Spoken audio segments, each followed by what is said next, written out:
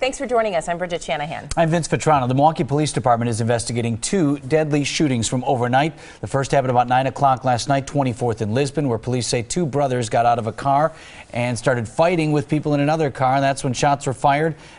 Both brothers were shot. One of them died from his injuries. The second is expected to survive. In a separate incident, a 23-year-old man was killed in a shooting near 5th and Chase.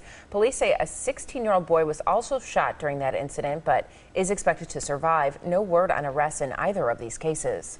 Milwaukee Police Chief Ed Flynn will spend 4 more years in his position. Yesterday, the Fire and Police Commission made that decision with a unanimous vote. Some of the community frustrated by the fact that they did not get to comment before that decision. Chief Flynn quickly responded to the scrutiny, saying he faces it every day. One more warning and I will ask you will be removed. Then I guess I'll have to be removed because this is absolutely not fair. We should be getting a public hearing on this. There's been a great deal of public comment, and so I'm certainly not surprised to hear some of the same issues raised here today, and these are issues we take seriously. Mayor Tom Barrett sent out a statement in support of the chief, saying that he has no doubt Flynn is up to the current challenge. Less than 24 hours now until bus drivers in Milwaukee County say they plan to go back to work. That's right. That strike came after a contract dispute that impacted tens of thousands of people over the past few days, struggling to get to work, summer school, and summer fest. The union workers say they are holding out for better pay and working conditions. We are not looking for them to take what little that we have. There are people who don't have a job, and you're complaining because you make over $18 an hour, really? The union workers, including the bus drivers, say they will be back at work at 3 a.m. tomorrow. Well, to say it's been a cool week is kind of an understatement around here. Temperatures, while they were comfortable to start the week off with temps in the 70s, it really cooled down Wednesday, Thursday with temps only in the mid-60s and the lakefront at times in the 50s.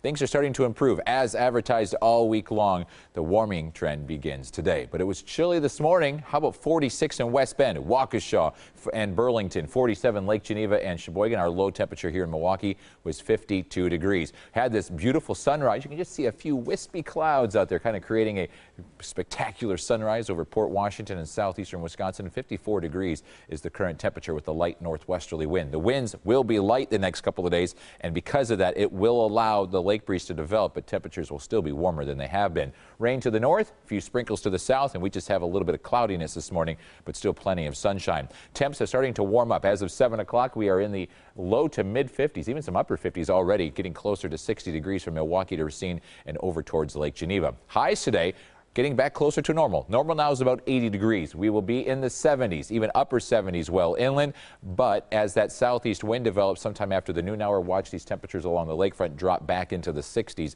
Even Milwaukee, after a high of 73, should be in the upper 60s later this afternoon. Heading downtown for the fireworks. Looks to be a great night for firework viewing. 64 degrees, just a few clouds passing overhead. No thunderstorms, no 100-degree heat, and no fog. Things that we've had to deal with the past couple of years.